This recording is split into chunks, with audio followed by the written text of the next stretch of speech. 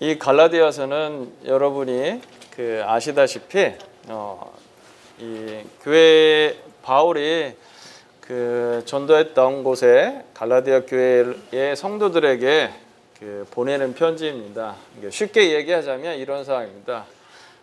우리 양수영 목사님께서 이제 몇 달간 저희 한국에 가시는데 교회를 잠시 비우고 성도들한테 신앙생활 열심히 잘해라 하고 이렇게 말씀을 하시고 떠나셨는데 어떤 일이 일어났냐면 윤영배 목사님이랑 문만세 목사님이랑 또 우리 최동원 집사님 이렇게 세 파가 갈라져서 나름대로 자기가 가장 복음을 잘 알고 또 하나님의 뜻을 잘 지켜야 되고 율법을 지키는 것이 더 중요하다, 할례를 하는 것이 더 중요하다 하면서 기존의 유대인의 전통과 은혜 가운데서 복음을 복음을 전했던 이 바울의 마음을 이렇게 서로 열심을 내면서 지키려고 했던 아주 이렇게 이제 그 안에 이렇게 다툼과 분쟁과 또 그로 인해서 또 방탕한 생활도 있었고 또 다양하게 하나님 말씀을 나름대로 해석하는 그런 상황에 들어가 있는 상황 가운데 이런 편지가 써 있다고 생각하시면 됩니다. 그런데 이 더 황당스러운 얘기는 아마 교회에서는 잘 이야기하지 않는 이야기들이 의외로 이 갈라디아 교회에 또 현대를 살아가는 저희들 가운데 있는지를 저희가 이렇게 한번 살펴보고자 합니다. 예를 들면 저희 교회 안에서 잘 쓰지 않는 말들이 이렇게 있는데 이런 표현입니다. 야, 니들 음행하지 마라. 너희들 몸을 더럽게 하지 마라. 너희들 왜 방탕 가운데 사냐라고 이 바울이 갈라디아 교인들에게 심하게 벌하고 있는 겁니다. 실은 솔직히 이렇게 이야기하는 거예요. 현대적으로 표현하면 양 교수님이 전화를 딱 해요. 보이스톡으로 한국에서. 윤영배야, 너 왜 맨날 이렇게 족구만 하고 놀고 있냐? 제발 방탕하게 살지 말아라. 이런 식으로 이렇게 표현하는 느낌이라고 생각하시면 됩니다. 더 심하게 얘기하면 최 집사님 밤마다 포르노 보지 마십시오. 이런 얘기를 하고 있는 것이 실은 이 바울의 현재 심정인데 굉장히 화가 나 있는 상태라고 생각하시면 됩니다. 이해 가시겠습니까? 지금 이게 단순하게 그냥 평서문으로 그냥 이야기를 하고 있는 것이 아니라 바울이 자기가 복음을 전했던 갈라디아 교회 교인들에게 굉장히 열이 받아서 굉장히 분노하는 마음으로 이 편지를 써내려가고 있다는 것을 여러분이 상상하면서 이 이야기를 좀 다시 한번 생각해 봤으면 좋겠습니다. 쉽게 이야기하면 이렇습니다.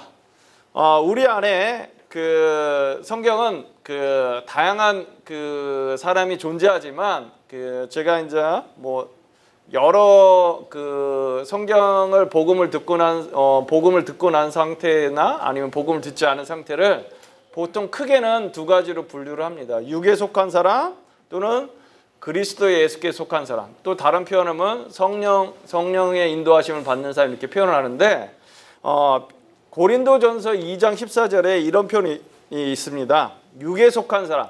영어로는 헬라어도 물론 틀립니다. 근데 헬라어를 제가 이렇게 말씀드리나 저나 여러분이 잘 의미를 잘 모르기 때문에 영어까지만 말씀드려요. 플래시라고 하지 않고 내추럴이라는 그런 표현을 씁니다. 여기서 고린도전서 2장 14절의 표현이 이렇게 표현됩니다. 제가 세 번역으로 한번 읽어볼게요. 자연에 속한 사람은 이게 내추럴이라는 단어를 이렇게 번역했습니다. 자연에 속한 사람은 하나님의 영에 속한 일들을 받아들이지 않습니다. 그런 사람에게는 이런 일들이 어리석은 일이요, 그런 사람은 이런 일들을 이해할 수 없습니다.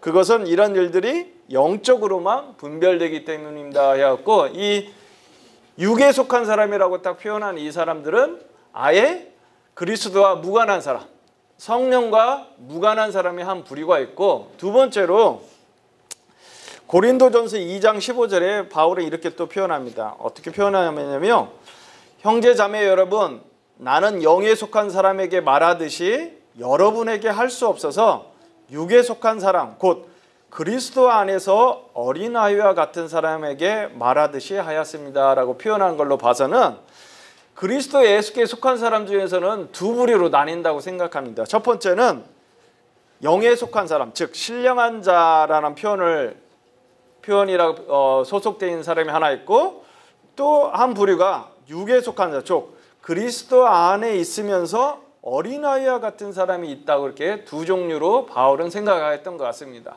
뭐 이러한 분류가 뭐 꼭 모든 사람을 갖다 정확하게 분류하는 거라 생각은 않지만 바울이 인식하였던 그 고린도 교회 사람들이나 갈라디아 교회에 있었던 사람들을 크게 두 종류로 그리스도 안에 있으면서도 아예 진정으로 성령을 따라서 사는 그리스도에 속한 사람이 있었고 그리스도 안에 속하였지만 그래도 어린아이 같은 사람을 또다시 여기서 육에 속한 사람이 표현할 때는 플래시라는 말을 씁니다. 즉 이 이야기 말 뜻은 아예 그리스도에 무관한 그 내추럴한 사람들이 있고 자연적인 사람이 있고 그리스도 안에 속해 있지만 성령을 따라 사는 사람도 있고 또는 어린아이 같이 그리스도 안에서 어린아이 같은 육에 속한 사람이 있다 이렇게 구분하고 있는데 오늘은 이 육에 속한 사람 즉 그 아예 그리스도 밖에 있는 사람을 이야기하는 것이 아니라 이 갈라디아 교회 즉 그리스도 안에 들어왔던 사람들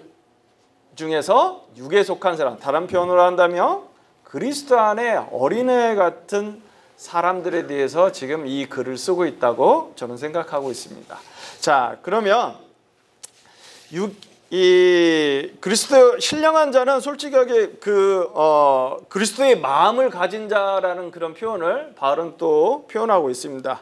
그리고 육에 속한 사람은 그리스도가 주인이 아닌 즉 아예 그 예수님과 또는 성령과 전혀 상관없는 자기가 머리인 사람, 자기가 자기 생각대로 자기가 주인인 사람들을 갖다 표현할 때 성경은 아예 내추럴 인간, 그 내추럴 퍼슨이라고 했고 육에 속한 사람, 아예 그리스도 없는 사람이랍니다. 단 오늘은 여러분과 제가 나누는 그 성경 본문에 표현된 육에 속한 사람들의 표현에는 어떤 사례냐면 그리스도 안에 있으면서 즉 갈라디아 교회 교인이면서도 어린아이와 같은 사람의 그 형태를 갖다가 삶의 행동을 보이고 있는 사람들에 대해서 오늘 살펴보고자 합니다. 자, 그러면 여기서 이야기하는 육 또는 육신에 속한 자들에 대한 그 표현이 있는데 그 표현에 대한 그 사전적인 의미, 성경의 그런 개략적인 의미를 쭉 한번 살펴보면서 혹시 우리 안에 이러한 마음의 자세가 있는지 혹시 우리 안에 이런 마음의 상태가 있는지를 한번 살펴보면서 어린아이가 아닌 그리스도의 장성한 분량으로 가기 위해서 우리는 어떻게 해야 되는지에 대해서 좀 생각해 보는 시간을 좀 갖기를 원합니다. 첫 번째, 음행. 이 음행의 사전적 의미는 간음 또는 근친상간을 이야기하고 있고 실은 이 음행이란 단어 자체를 성경은 상징적으로 더 많이 사용합니다. 우상숭배라는 그런 그 비유적 표현으로 음행하는 자라는 표현을 쓰고 있지만 여기서는 이 음행이라는 단어 자체가 두 가지 다 의미한다고 성경학자들은 보고 있습니다. 두 번째, 더러움. 이 더러움은 육체적 도덕적으로 불결함을 뜻하는 단어로 많이 사용되고 있습니다. 그리고 세 번째 단어, 방탕. 이것은 부정하고 호색하고 무절제한 단어의 의미인데 음행과 더러움과 방탕이 어떻게 보면 그 반복적으로 이 단어가 사용됨으로 인해서 이 바울이 갈라디아 교인들의 실제적인 그 부정하고 호색하고 육체적으로나 도덕적으로 결함이 있던 즉 정결하지 못한 삶에 대해서 직접적으로 갈라디아 교인들의 그 옛날 습관들을 갖다가 다시 한번 지적하고 있는 그런 상황입니다. 우상숭배 두 번째 그 큰 부류 중에 하나를 살펴보면 우상숭배 또는 마술이라는 단어가 나오는데 이 우상숭배는 그 사전적 의미는 거짓 신에 대한 숭배, 우상숭배에서 기인한 뭐 성적 부도덕이라는 단어로 이 성경에서 많이 표현되고 있는데 이 앞에서 말한 음행, 더러움, 방탕은 실제적인 육체적인 부분을 이야기하는 것 같습니다. 왜냐하면 다시 한번 우상숭배라는 단어를 정확히 표현하면서 그 당시에 이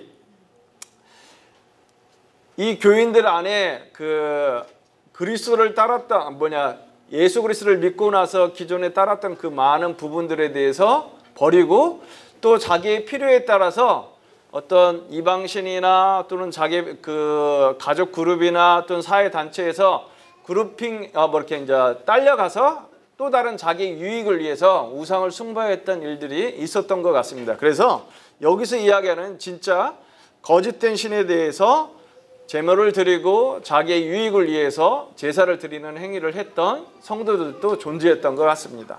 그리고 마술, 마법이나 술수 또는 속임수나 유혹이라는 이런 단어로 이렇게 사전적 의미가 있는데 이 당시에 이런 게 있습니다. 왜 마술이라는 표현을 여기에 이렇게 지적하고 있냐면 아마 여러분이 옛날 우리나라 사극이나 이런 걸 보시면 우리 이렇게 어떤 이렇게 궁중에 그 왕비나 그 후궁이 자기가 그 뭐라고 하죠? 왕비 자리를 차지하게 중전의 자리를 차지하기 위해서 보통 어떤 걸 하죠?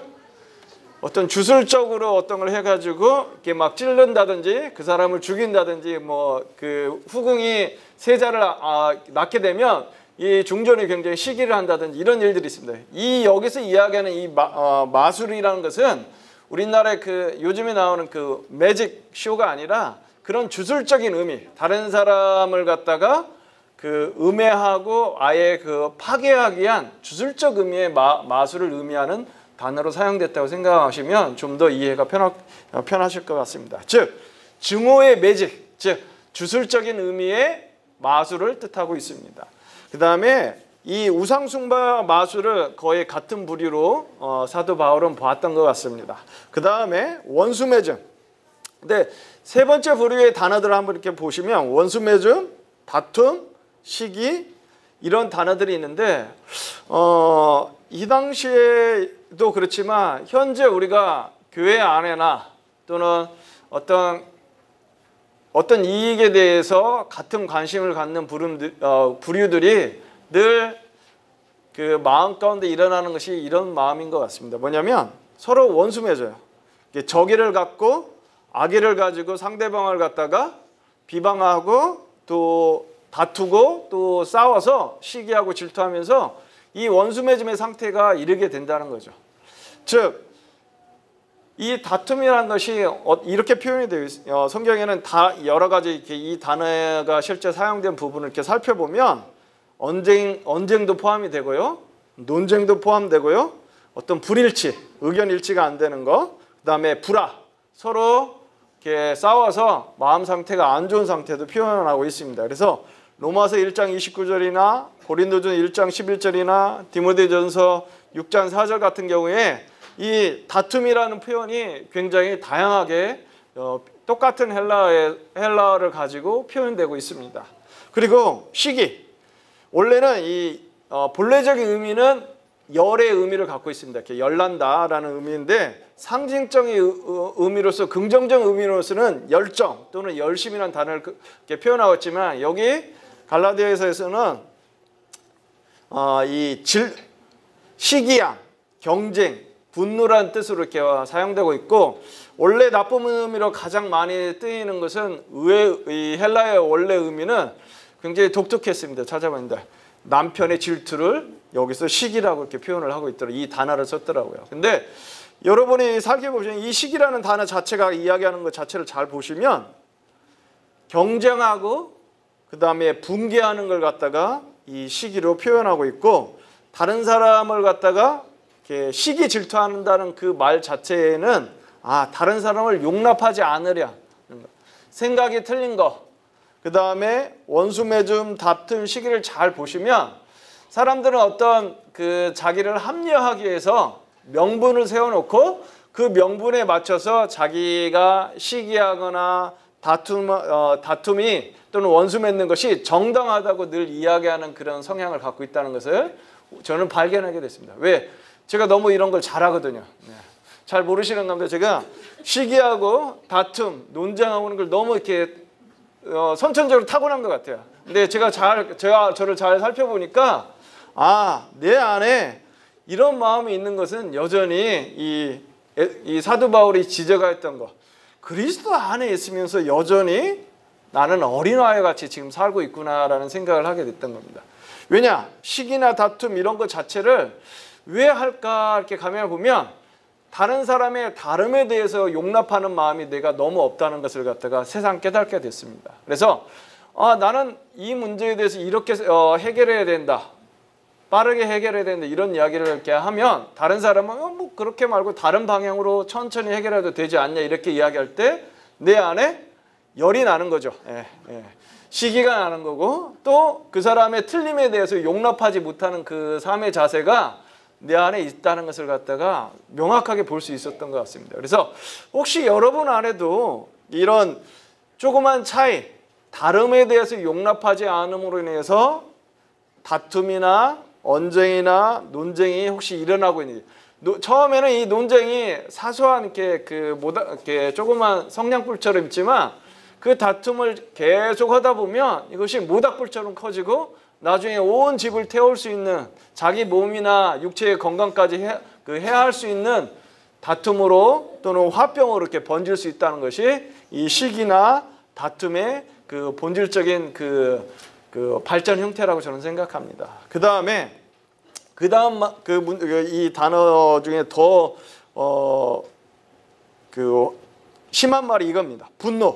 분노란 단어는 이렇게 표현되어 있어요. 성경에서는 다른 성경 구절에서 보면 욕정이란 단어로 사용할 때도 있었고요. 격분, 또 끌어올랐다가 곧 다시 진정되는 화를 갖다가 분노라고 성경은 표현하고 있습니다. 그러면 이 다툼과 시기와 분노, 이것이 결론적으로 원수 맺음을 갖다가 결론적으로 그 결과를 가져오게 됩니다. 여러분 잘 생각해 보십시오. 가족 안에서도 자녀를 용납하지 못하고 자녀와 논쟁하게 되고 자녀가 하는 행동이 만족하지 못한, 즉 다름에 대해서 인정하지 못할 때 결국은 자기 자녀, 제가 이제 아들이나 저희 아내나 이렇게 가족 안에서도 시기 질투가 있다고 생각합니다. 왜? 어떤 문제를 해결하는 데 있어서, 어떤 문제를 바라보는 데 있어서 틀림이 존재하기 때문에 그것이 논쟁하게 되고 언쟁하게 되고 그것이 더욱더 이렇게 계속 이렇게 해소되지가 않게 되면 결국은 가족 안에도 원수 맺음이라는 그런 현상이 언제든지 일어날 수 있다고 생각합니다. 자, 잘 생각해 보십시오. 우리 안에 분노라는 것이 뭐 정말로 대단한 정의를 위해서 분노하는 경우가 더 많은지, 아니면 사소한 의견 다툼이라든지 사소한 차이, 다른 사람을 자녀를 용납하지 못하는 것, 어떤 행위를 할 때 내 기준으로 봤을 때 우리 자녀나 내 기준을 봤을 때 우리 옆에 있는 윤 목사님이나 문 목사님이 졸고 있다든지 이런 것을 용납을 못하면 이게 화가 나는 거죠. 이게 예를 드는 겁니다. 여러분이 이렇게 보시면 실제적으로는 이 불일치라는 것이 분노하고 이런 것 자체가 그렇게 큰 일에서 시작하지 않는다는 것을 우리가 생각해야 된다는 겁니다. 즉, 왜 바울은 똑같은 비슷한 단어들을 계속 반복함으로써 갈라디아 교인들에게 경고하고 있고 이 어린아이 같은 습성에서 벗어나기를 원하는지에 대해서 생각해 보셔야 된다는 겁니다. 즉, 다툼, 시기, 분노라는 것은 아주 사소한 것들에서 시작하게 되고 그 사소한 것이 자기 몸을 다 태울 수 있을 정도로 다른 형제 자매와 원수 맺음 그 정도까지 가는 아주 중요한 문제라고 바울은 생각했던 것 같습니다. 그리고 이때 당시에 이제 갈라디아 교회가 이단이라든지 분열하고 분파되고 이게 다 이런 불일치에서 출발했다고 생각했던 것 같습니다. 서로 나는 아볼로 파네, 뭐 누구 파네, 바울 파네 이런 식의 표현의 그 다른 서신서에 있는 걸로 봐서는 나름대로 어떤 믿음의 그 중요한 지도자들, 나는 윤영배 목사님 파다, 나는 우리 장로님 파다, 나는 우리 양수영 목사님 파다 이렇게 생각하면서 파당을 짓고 그리스도 안에서 한 몸이 되려고 하는 그 자세를 버리고 서로 상대방을 갖다가 음모한다든지 비방한다든지 그런 일들이 이 갈라디아 교회에 있었던 것 같습니다. 즉, 우리가 갈라지고 분파되고 분리되고 또 선동하는 이런 행동 자체를 바울은 그리스도 안에서 어린아이와 같은 행위라고 지적하고 있다는 것입니다. 그 다음에 질투 또는 술 취함, 흥청거리는 연애 이런 단어가 계속해서 이 갈라디아 교인들이 갖고 있던 문제점을 갖다가 지적하고 있습니다. 그런데 더 바울은 심각하게 이러한 일들을 하는 사람들에게 아주 대놓고 경고하고 있습니다. 이런 일을 하는 사람들은 그 결과로 하나님의 나라를 유업으로 받지 못할 것이라는 아주 명확하게 경고를 보내고 있다는 거죠. 하나님 나라라고 표현된 이 부분은 보통 하나님의 통치를 받지 못하는 사람들을 이야기하고 있습니다. 즉 이야기하면 우리가 우리 뜻대로 음행하고 방탕하고 원수 맺고 다투고 시기하고 이런 일을 자꾸 반복하면 실제적으로 우리가 하나님의 통치를 받지 못하는 진정한 성령에 이끌리는 성도의 삶을 살아가지 못할 수 있다고 사도 바울은 명확하게 이야기하고 있다는 거죠.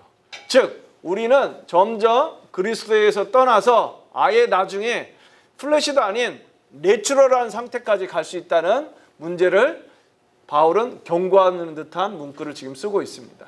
왜냐하면 이 바울이 갈라디아서 1장, 2장, 3장, 4절을 쭉 읽어보시면 이 바울이 계속해서 이야기하는 건 이겁니다. 여러분이 은혜로 구원을 받았지 율법을 지킨다든지 할례를 한다든지 어떤 율법을 지키는 그 행동으로 여러분이 구원을 받지 않고 있다고 계속해서 1장, 2장, 3장, 4장에서 이야기하고 나서 이 5장에서 여러분의 문제점이 뭔지를 다시 한번 이렇게 명확하게 설명하고 있는 가운데 있다는 걸 이해하시면 여러분 잘 보십시오. 하나님 나라의 이 통치라는 그 자체가 단순히 하나님 나라의 이 통치를 제대로 받지 못하는 상태에 이르게 되는 원인을 여러분이 아셔야 된다는 걸 갈라디아 교인들이나 현재 우리가 살고 있는 우리 성도들에게 이야기하고 있다는 것입니다. 이 메시지는 단순하게 어려운 걸 바울이 우리에게 요구하고 있지 않는 것 같습니다. 여러분 사소한 것에서 형제를 용납하십시오. 사소한 그 다름에서 또 틀림에서 그 부분을 용납하고 성령을 따라서 하나 되려고 서로 시기하지 않고 다투지 않으려고 하십시오라는 아주 쉬운 명령에서 출발하고 있다는 것이죠. 물론 우리를 잘 살펴보시면 논쟁이 항상 없을 수도 없고 항상 싸우지 않고 논쟁이 없다 이런 것은 실제로 일어나지 않습니다. 그러나 그 문제를 어떻게 접하고 어떻게 해결하는 데 대해서 바울은 이야기하고 있다는 것이 그 다음 구절에 표현되고 있습니다. 그리스도 예수께 속한 사람이란 이렇게 한번 보시면 그 그리스도 예수께 속한 사람의 그 형태나 나타난 걸 보면 이렇게 표현되어 있습니다. 사랑이 있고 기쁨이 있고 평화가 있고 인내가 있고 친절이 있고 선함과 신실함과 온유와 절제 이렇게 표현이 되어 있습니다. 근데 이 단어를 정확하게 살펴보시면 사랑과 기쁨과 평화 여러분이 특별히 설명하지 않아도 마음에 와닿는 이 단어의 이미지는 굉장히 좋습니다. 근데 이런 것이 그 실제적으로 이루어지기 위해서는 그 뒤에 있는 말들이 따라와줘야 된다는 거예요. 우리 안에 사랑과 기쁨과 평화가 정말 있으려면 우리에게 진짜 필요한 요소는 이렇게 표현되어 있습니다. 우리가 인내해야 된다는 거예요. 서로 오래 참고 잘못을 갚는 데 더뎌야 하는 이 인내의 자세가 우리 안에 있는지를 살펴봐야 우리가 어린아이가 아니라 그리스도 안에서 장성한 분량으로 들어갈 수 있는 성품을 갖다가 우리 안에 가져야 된다고 이 바울은 이야기하고 있다는 것입니다. 두 번째, 친절. 이 친절이라는 것은 뭐냐면 언어적인 의미는 도덕적으로 탁월하라는 의미도 포함되어 있지만 인자와 자비 또는 정직, 성실이 이 단어가 다른 성경 구절에 똑같은 헬라어로 표현되고 있습니다. 지금 다시 말하면 친절하다는 그 의미 안에는 단순하게 요즘에 이야기하는 그냥 카인드니스만을 이야기하는 것이 아니라 내가 정직하고 성실하고 자비롭게 행동해서 다른 사람에게 요거도 짓을 안 해야 된다고 저는 생각합니다. 정직하면 왜 저 사람이 정직하지 않은데 다른 사람한테 존경을 받는다든지 저 사람은 정직하지 않은데 왜 이렇게 이 세상에서 잘 나가는지 이런 시기 질투가 일어나지 않게 하기 위해서는 우리 성도들이 갈라디아 교인들이 바울에게 지적받는 것처럼 우리 마음 안에 이 친절함이 나타나는 가장 기본적인 그 근원인 정직과 성실이 몸에 배어야 된다는 거죠. 정말로 다른 사람이 시기나 질투와 다툼이 일어나지 않게 우리의 마음이 진정한 친절의 자세로 또는 인내의 자세로 삶을 살아내야만이 다른 형제들이 나를 시기하지도 않고 다툼의 분쟁거리의 그 가십거리로 삼지 않을 수 있다고 저는 생각합니다. 자, 선함, 신실. 신실이란 말은 그리스도를 신뢰하는 그 말에서 출발하였지만 진리에 대한 확신이나 믿음을 가진 걸 갖다가 신실이란 단어로 성경은 표현하고 있습니다. 여러분이 인내와 친절과 더불어서 선한 마음과 신실한 그 삶의 자세를 계속 갖는 것이 사랑과 기쁨과 평화의 그 삶의 본질적인 그 추구하는 우리의 기독교 공동체가 또 그리스도를 따르는 사람들이 추구하는 사랑과 기쁨과 평화의 공동체를 만들 수 있는 기본 자재가 된다고 저는 생각합니다. 여러분 안에 좀 더 두 가지 더 필요한 재료를 바울은 또 언급하고 있습니다. 이렇게 표현하고 있어요. 온유. 이 온유란 단어는 온화한 기질. 저하고는 좀 거리가 먼 단어입니다. 그래서 제가 늘 도전을 받고 있는 단어인데 온유. 온화한 기질이고 온유한 마음 또는 유순함. 이런 마음이 저희 안에 있어야 된다고 저는 생각합니다. 그 다음에 절제. 자기를 통제하고 특별히 이 성경에서 절제라는 단어는 금욕이라는 의미로 많이 사용되고 있습니다.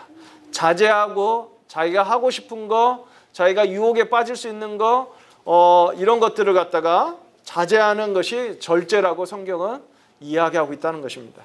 마지막으로 성경은 이렇게 또 반복적으로 설명합니다. 바울은 똑같은 동일한 단어 말고 다시 한번 이렇게 정욕과 욕망과 함께 자기의 육체를 십자가에 못 박은 사람을 갖다가 그리스도 예수께 속한 사람이라고 표현하고 있다는 것입니다.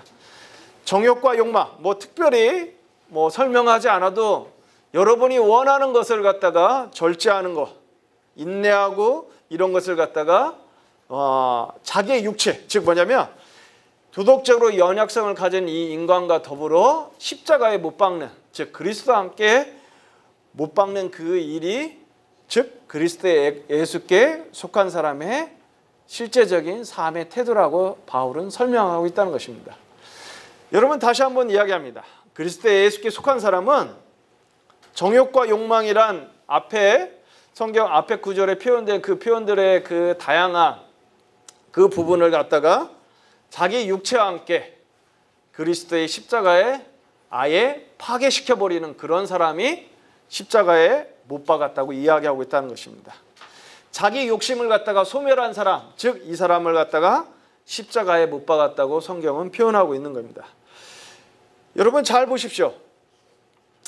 성도의 그 본질적인 그 자세는 자기 자신을 드러내는 것이 아니라 하나님을 드러내는 것이 성경에서 이야기하고 있는 것입니다.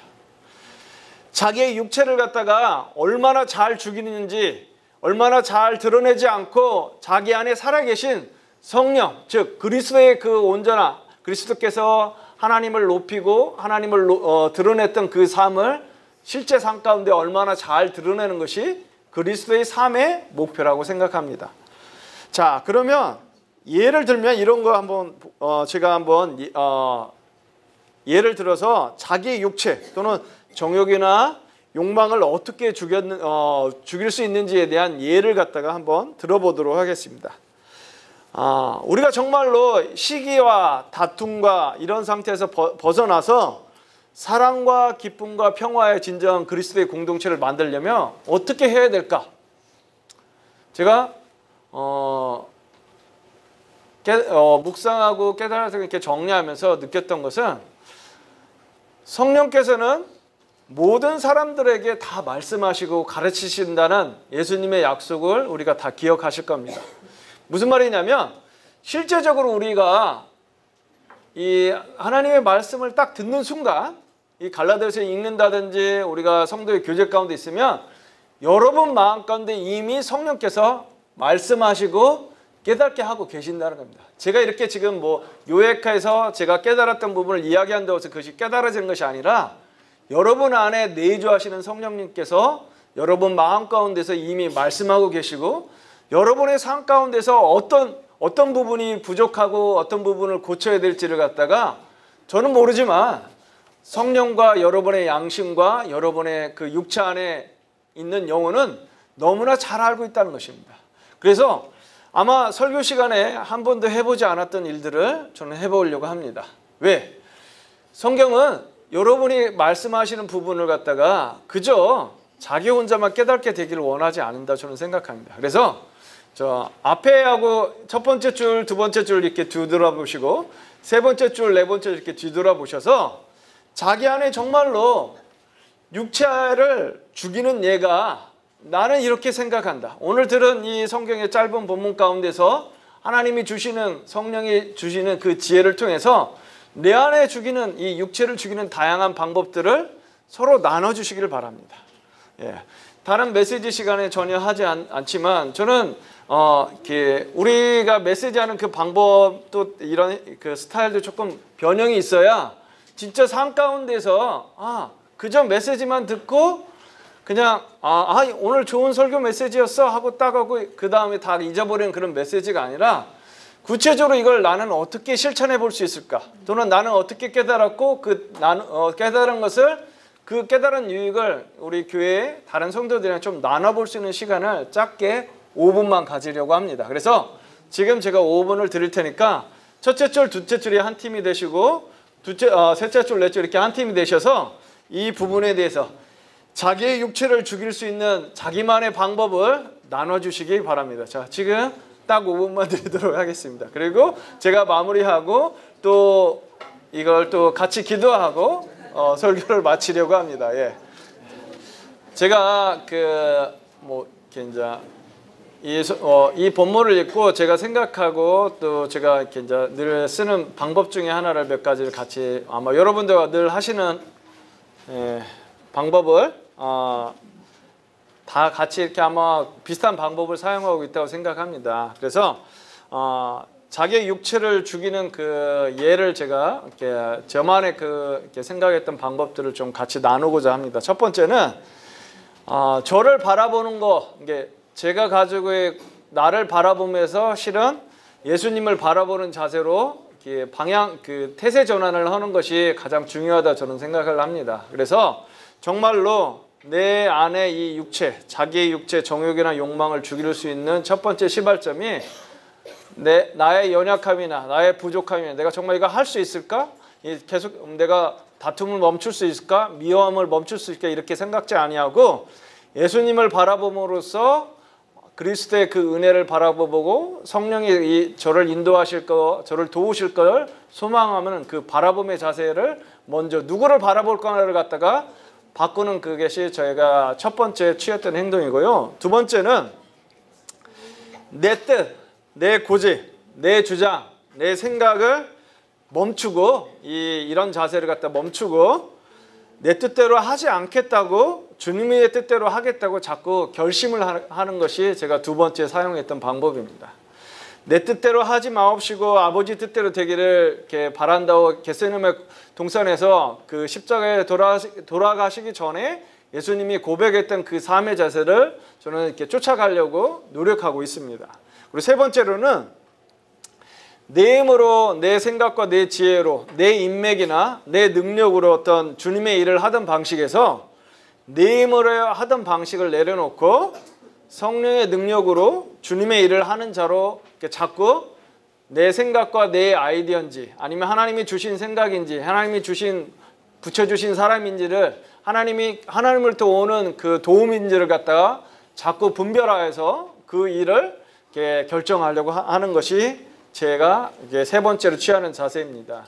즉 옛날에 그 모세가 40세 때는 자기가 자기 민족을 구원하기 위해 자기 힘으로 이렇게 하려다가 첫 번째 했던 일이 살인을 저지르는 일이었거든요. 그 후로 40년 동안에 그는 아무것도 아닌 존재로 살았고 나중에 그가 하나님 앞에 이렇게 부르심을 받을 때 자기가 고백합니다. 저는 아무것도 할 수 없는 정말로 라싱이라는 그런 표현을 쓰면서 자기는 아무것도 아닙니다라는 표현을 씁니다. 그런데 하나님은 그렇게 겸손해진 모세, 즉 하나님만을 신뢰하는 그 모세를 통해서 뭘 하게 되냐면 어떤 일이든, 즉 그 불가능했던 그 애굽 민족을 출애굽시키는 일들을 모세를 통해서 사용하고 있다는 사실을 기억하면서 하나님께서 하실 수 있는 것은 모든 것이라는 것을 잊지 않는 그 신앙의 자세를 가지려고 합니다. 그 다음에 자기 영광, 즉 내 이름을 내세우고 내 이름이 높여지는 일에만 관심을 갖는 것이 아니라 주님이 정말로 사람들 앞에서 믿는 자나 믿지 않는 자들 입에서 하나님은 살아계시다, 정말 주님은, 예수님은 정말 사랑이다라는 그런 표현을 들을 수 있도록 우리가 이 자세를 바꿔야 된다고 생각합니다. 왜냐하면 요한복음 12장 43절 이런 표현이 있어요.